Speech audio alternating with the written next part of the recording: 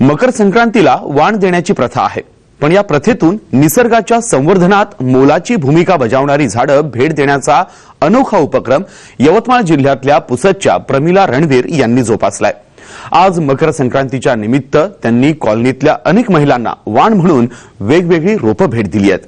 तसंच त्यांनी सेंद्रिय परसबाग तयार केली आहे। आज आपण त्यांची सेंद्रिय परसबाग पाहण्यासाठी पुसदला जाणार आहोत। मकर संक्रांत वेगवेगळ्या पद्धतीने साजरी करणारी अनेक मंडळी आहेत। यवतमाळ जिल्ह्यातल्या पुसदच्या प्रमिला रणवीर यांनी मात्र मकर संक्रांतीला शेजारच्या आणि गावातल्या अनेक महिलांना वेगवेगळी झाडं वाटून संक्रांतीच्या आनंदाबरोबर पर्यावरण रक्षणाचं हित जोपासलंय।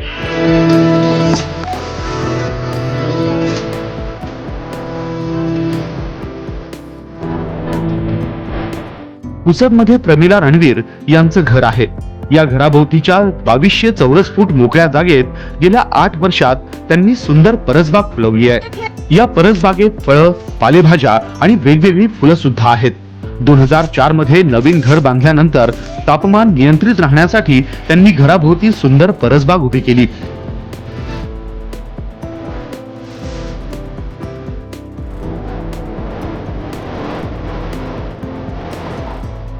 उन्हाळा जास्त असल्यामुळे आम्ही परसबागेची लागवड करण्याचं ठरवलं आणि नंतर मग झाडं वगैरे लावली।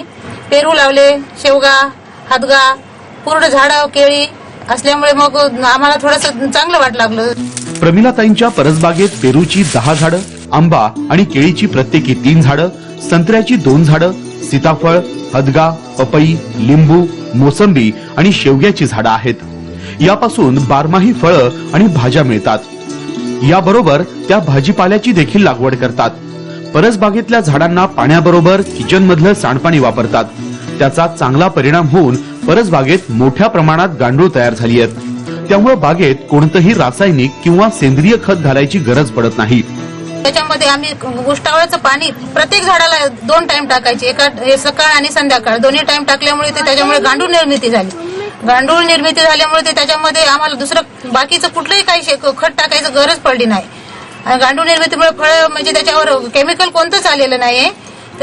आणि हा परिसर आम्ही आलो तेव्हा फार असा हे होता, झाडं वगैरे काहीच नव्हती। त्याच्यामुळे आम्ही झाडाची लागवड केली आणि इथेच नाही तर आसपास आम्ही सर्वांना झाडं देत आहोत। संक्रांतीच्या दिवशी इथं झाडं नसल्यामुळे पूर्ण महिला एकत्र येऊन आम्ही हळदी कुंकवाचा कार्यक्रम करतो आणि नंतर मग मी त्यांना झाडं वाटप करते।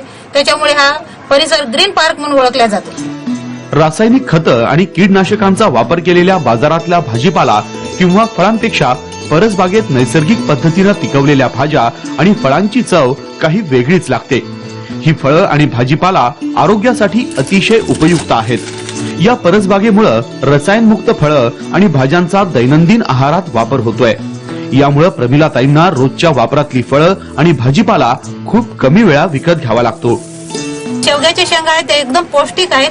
शेवग्याचा पाला असा आहे की त्याच्यामध्ये सूज आलेली असेल, कुठं गाठ असेल, तो जर शेकून बांधला, थोडासा गरम करून बांधला तर आपोआप गाठी कमी होतात। त्याच्यामुळे सेंद्रिय असल्यामुळे ते लवकर त्याच्यामध्ये हे होते। त्याच्यावर केमिकल नसल्यामुळे सेंद्रिय भाजीपाला सेंद्रिय पूर्ण असल्यामुळे तेवढं आरोग्यासाठी खूप चांगलं आहे। प्रमिला रणवीर गेल्या 3 ते 4 वर्षांपासून आपल्या परसबागेबरोबर परिसरातल्या महिलांना रोपं वाटतात। प्रत्येक स्त्रीनं आपल्या घरासमोर गच्चीवर बाग बगीचा फुलवला, आरोग्यदायी सेंद्रिय भाजीपाल्याची निर्मिती करावी आणि झाडं लावून पर्यावरण रक्षणाच्या कामात हातभार लावावा, हाच त्यांचा उद्देश आहे। पुसद हे शहर असं आहे की तिथं थंडी जास्त, परत पाऊसही जास्त आणि ऊनही जास्त।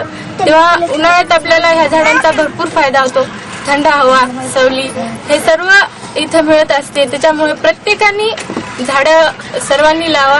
हिरव्या झाडांचा आपल्याला भरपूर फायदा होतो। प्रदूषणातही आजकाल भरपूर वाढत आहे, त्याच्यामुळे प्रदूषणही कमी होते।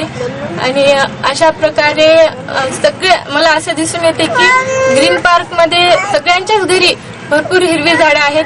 त्याच प्रकारे तुम्ही आपल्या घरी हिरवी झाडं लावा।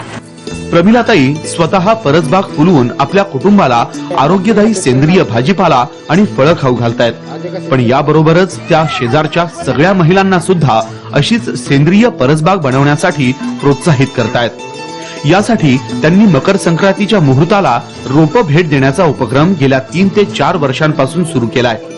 त्याला परिसरातल्या महिलांचा चांगला प्रतिसाद मिळतोय। अनेक महिलांनी रणधीर यांची परसबाग पाहून आपल्या घराभोवती परसबाग फुलवण्याचा प्रयत्न केलाय. आम्हालाही त्यांच्याकडून प्रेरणा मिळालेली आहे. आम्ही आमच्या घरी परसबाग लावलेली आहे. मग यांच्या सहवासात मला असं यांची झाडं वगैरे पाहून मला खूप आनंद झाला. मग यांनी संक्रांतीच्या निमित्ताने सगळ्यांना झाडं वाटप करतात. आज मकर संक्रांतीवर राज्यातल्या दुष्काळाचं सावट आहे. दुष्काळाचा प्रश्न हवामान आणि वातावरणात होणाऱ्या बदलामुळे वारंवार तीव्र होतोय.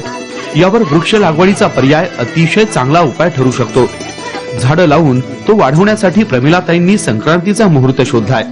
त्यांच्याप्रमाणे प्रत्येकानं आपापल्या परसबागेत झाडं लावली आणि जगवली तरी सुद्धा पर्यावरण रक्षणाच्या कामात नक्कीच हातभार लागेल. गजानन भोयर, साम टीव्ही, यवतमाळ.